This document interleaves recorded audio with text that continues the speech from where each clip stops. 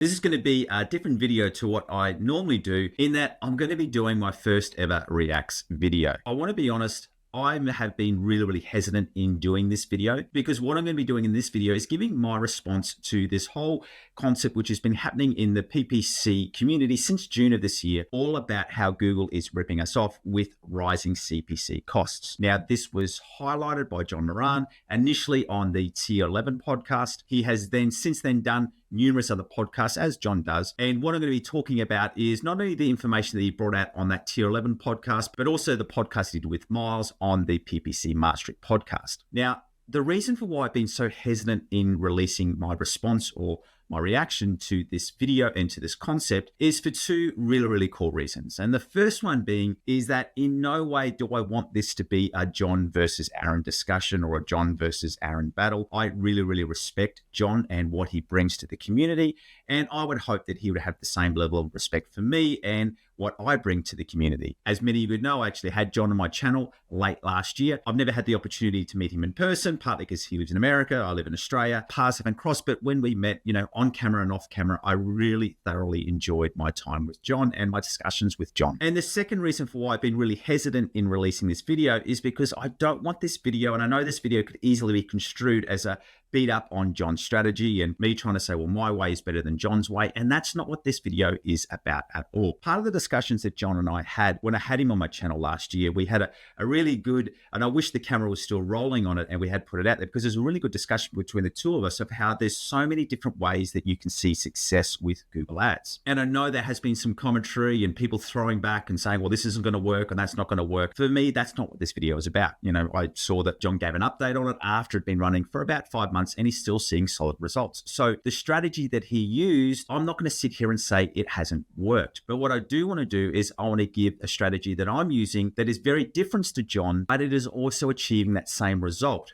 So where I want to start with this is I really want to go into what the core issue is, John's approach to it, and how my approach is different. So if you could stick with me, that would be absolutely great. What I also will be doing, if you haven't seen any of those podcasts, I will put down some links into two of the podcasts I'm going to be discussing. The first one was the original one back in June where John shared this concept on the Tier 11 podcast. I think that's right. And then secondly, also one from just a month ago where he gave an update when Miles McNair did an interview with him. So you're going to see those in the description or the show notes. What you'll also see as well is, as you may know, I've got a real big passion in teaching people how to correctly optimize your Google Ads campaigns. And I've actually just updated my new Google Ads checklist. And this is a checklist which covers all of the different types of campaigns, which I believe you should be using moving ahead, not only in 2024, but also moving into 2025 and 2026. And that's search, shopping, display, performance max, video, and demand gen campaigns. And if you want to know how to correctly optimize all those campaigns, just follow the link in the description below and you can get access to my Google Ads optimization checklist. If you're listening to the audio only version of this, just go to definedigitalacademy.com/optimize.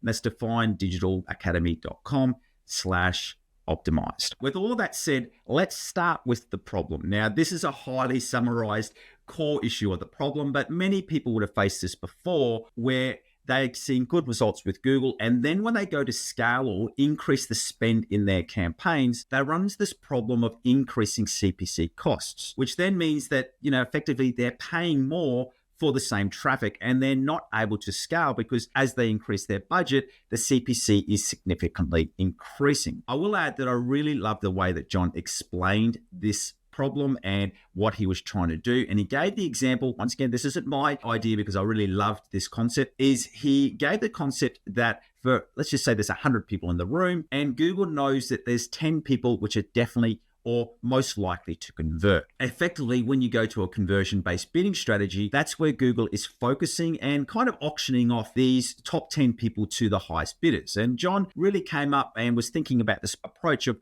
well, how can he attract or how can he target the other 90 people? So that's essentially what the problem is that we have all faced at different times, where you go to increase your budgets and all you end up doing is you're paying higher for what you were previously so that you can't scale anymore. So it's a really, really common problem that people do face. Now, the way that John combated this problem, once again, I'm just summarizing the top level points here, is that he switched back to manual CPC bidding. So moved away from maximize conversion value or maximize conversions, so that there was also not only the smart bidding running, but there was also no target conversion goals set in there. And then what he also did do is he removed all of his conversion action goals except for YouTube engagements. And what that did was, and it was quite a smart move there, is that the beauty of a YouTube engagements conversion action is that that's a conversion action which Google trusts because it's a Google hosted conversion action. And John, in his businesses and the way that he tracks data,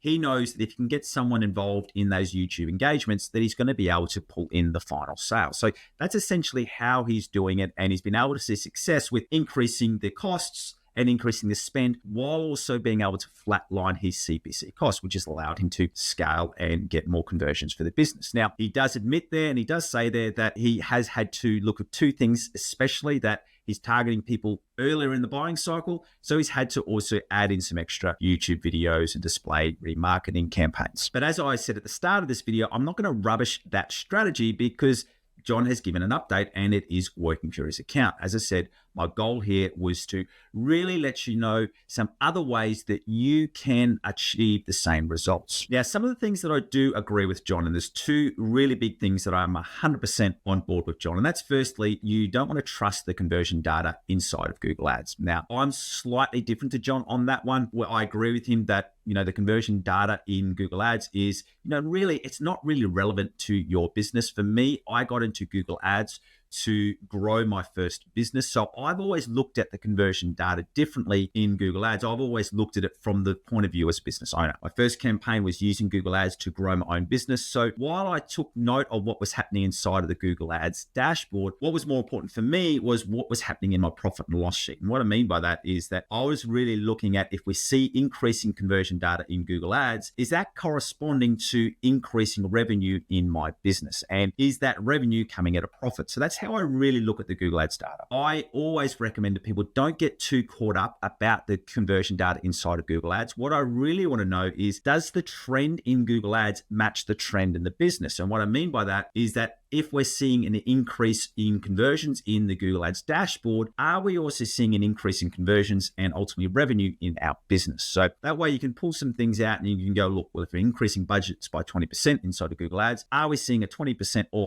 higher revenue increase or lead increase into our business? So firstly, I agree with John. We perhaps have some differing views in it, but that you don't want to be too focused on the conversion data inside of the Google Ads dashboard. The second thing, and this is where I 100% agree with, is that Google doesn't have our best interests at heart. The way that I really want to phrase this is that I love Google Ads as a platform, and the reason for why I love it and the reason for why I recommend it is because I have 100% seen it work for my own business. I wouldn't be where I am now if I wasn't able to master how to use Google Ads to build my first business. And then since then, over the last 15 years, I've seen Google Ads as the great lever and tool that's allowed countless other businesses grow their own business for themselves. So what I'm about to say next, take it in that hindsight that I'm very pro Google, but I do not believe at all that they have our best interests at heart. Ultimately, Google is a business and it's trying to make more money. And the way that it makes more money is by getting you and me and our clients to click on ads. There's a lot of other various things around about Google where I don't like the level of service you get. I say really, really often, what other business in the world can you spend, sometimes hundreds of thousands of dollars a month and not get any real customer service?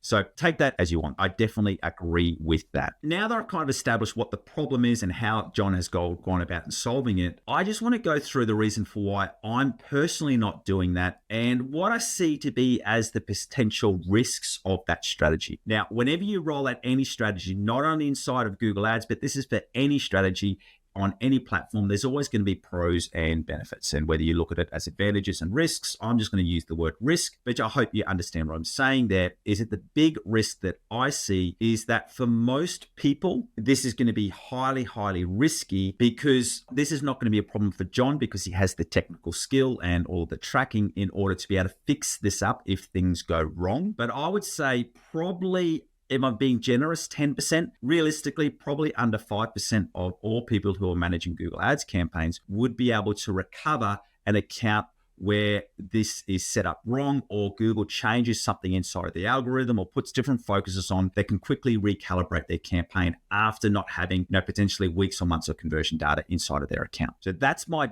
biggest, risk. And if you want to say issue with this strategy, not that it doesn't work, but that it's got a high level of risk, and it's especially got a high level of risk for not only beginners, but also intermediate users of Google Ads, because you don't only need to know exactly how Google Ads works, you also need to know how to have a really full handle of conversion and data tracking, not just conversion tracking, data tracking, to be able to really understand what are the levers that are driving different campaigns' successes for different businesses. So that's my, probably, as you would say, biggest concern with that, which definitely in the podcast that he shared on PPC Mastery with Miles, John did make that quite clear, that this is not a campaign for everyone, and this is not a strategy that everyone needs to be rolling out. So I would even say that John would agree with me there. The other thing that I don't like about this strategy is that it doesn't take into account the changing nature of search. Now, when I say this, I'm not just talking about the changes that are occurring inside of Google Ads. What I'm talking about here is the changes that are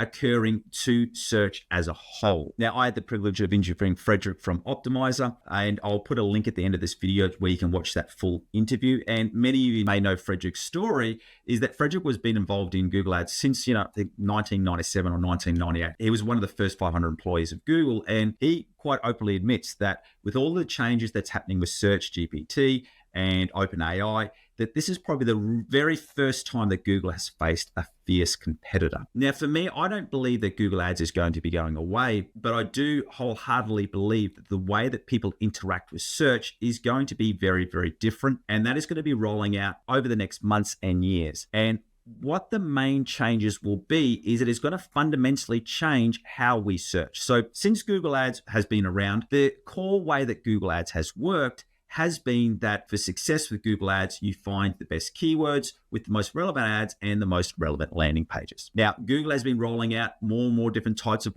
audience targeting and demographic targeting and different types of campaigns. That has been happening, but at its core, the core foundation of Google Ads is still running off that traditional Google search, where people search, you get the product, you get the ad listing, and then you send them to your page. Where this is going to be changing is that people are going to be moving to a more conversational style of search. And what this will also mean as well is that it'll come to a recommendation style of search where there'll be AI tools recommending ads based off our own audiences, based off our own demographics, based off our own search history, what the learning knows about me, what it knows about my family, what it knows about you, what it knows about your family, your interests, etc. And what this will mean is that success will be driven by marketing and not just targeting. So the businesses and the brands that can lean into Google's new type of Google Ads campaigns, especially Demand Gen and Performance Max, will be much better set up for success because they're going to have a whole heap of more data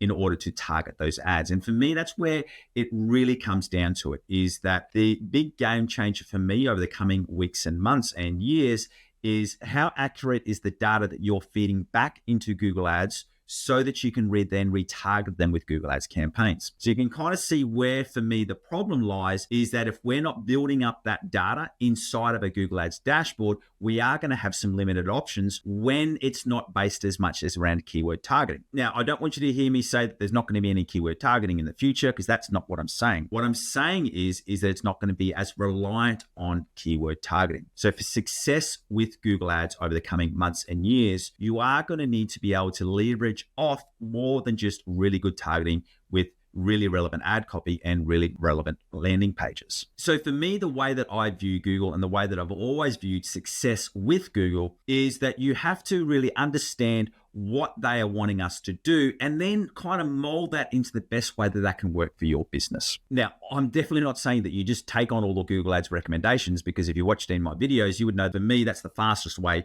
to lose money on Google Ads, is just to accept everything that Google is saying. But when I'm talking about core guidelines here, is what I have always found for success is that you need to find out what the platform wants and then create your campaign to, I guess, give Google what it wants. Now, it's not only Google. This works the same true for Instagram, works the same true for SEO, works the same as true for LinkedIn. Wherever you are putting out content or creating campaigns, it's all about understanding what that platform wants and then creating a campaign structure or an account structure or a content structure that best suits that platform. And Google has made no secret that it is wanting people to really move over to this conversion-based bidding strategies and adopt these new type of campaigns in Performance Max and Demand Gen. So for me, what it's all about, success in the future will be all about making sure that you're giving Google the right data and you're also using these right campaign types so that you can scale your business. So what I want to do now is, so that's kind of my preamble of where we kind of fit, and I'm sure that we could both talk for hours on end about this. But what I really want to do now is I want to jump into a screen share and really break down a strategy that I'm using, which is a combination of search and a combination of Performance Max. We are also got other campaigns which are also engaging in Demand Gen. But what I just want to focus on right now is all about this strategy that we're using and what the core principles are here. And any strategy that you hear on YouTube or anything, LinkedIn, wherever you're getting your content from, when it comes to scaling Google Ads, there's really two foundational principles that you need to understand. You can scale, so you can increase the spend in your account or in your campaigns through these two levers. First one, you increase your search impression share or your click share. And the second one is you reach out to new audiences or colder traffic. They're the two ways. Any strategy that I give, any strategy that anyone else gives, they're the two core levers that we've got. We either increase the percentage of times that we're appearing for certain keyword themes, or we look out and go outside of those themes or outside of those audiences and start reaching out to new type of traffic. What I want to show you here is the way that we've gone through and done that. So I'll just jump into a screen share and I'll just talk you through an option. And as I said, my goal and purpose in wanting to do this is just to show that there is another way that you can scale your account without seeing rising CPC costs. So let me just jump in and share my screen. Obviously, you would know that I've had to blur out some of these things just to keep privacy because this is a real account. But let me jump in and share my screen. All right, so the first thing that I want to show you here is we're looking at a long-term data. So from where we picked up the account in November through to running through to just when we're recording in September. And you can see here that we've seen pretty steady CPC. So, it's gone from 434. A couple of weeks ago, it was at 431. There's been some little peaks. So it did peak up for a little bit up at 475. It did drop down to 295. But as a whole, it's been pretty stable. So you would say through that year, from November through to September, we've managed to keep the CPC stable. But while we've done this, we've actually increased the clicks from 450 a week, peaked up to just below 1,900, but now it's sitting pretty constantly around 1,500. We scaled the cost up from spending 1,900 a week to, once again, it peaked up at 7.5, but at the moment, it's sitting pretty constantly around about 7,000. So let's just say we've taken that up from 2,000 up to 7,000. So we've 3x'd it. But what we've also done at the same time is that we've been able to continue this conversion level growing. So what we're seeing through here is this is what you want to see when you're scaling on an account. You're seeing a nice increase of not only the spend, but the conversions with a flat line, or as much as we can, a flat line CPC. So let me just go into now how we've actually gone through and achieved this. And there's two core things that we did. So the first thing I just want to show you in through here is that we had started in with 2 search campaigns, and we still use target CPA on these. So all of these campaigns have a target CPA setting. So we used these search campaigns, but then what we did from there is that we then added in a Performance Max campaign. And what the difference was in the Performance Max campaign is that we did 2 core things. Firstly, we excluded brand. And secondly, we only set this to bid on new customers. So we're reaching out for new customers, so people who aren't part of our customers. We spent a long time with this client uploading their customer lists. And the second thing that we did, and this is probably the most important thing, is that we created a real assigned conversion value. And the way that we did this is that this is actually from offline data. We did use a tool called HubSpot, but there is other tools that you can use. What we did here was we worked with the client that they would actually import back the real life conversion data once it became a qualified lead. And sometimes this would take 30 to 60 days to get get back in. What that allowed us to do is, as you can see from here, we started the Performance Max campaign. So let me just filter this by Performance Max. So the Performance Max campaign started in April. So let's go back to this first screen. So you can see we started it in through here, and that really allowed us to continue to really grow those clicks and grow the new conversions that are coming into our business. For me, one of the easiest ways that you can have success with Google Ads and increasing how much you're spending is by looking at those two levers. So think about it, those two core structural levers you have. You either increase your search impression share or you start reaching out to new traffic. Now,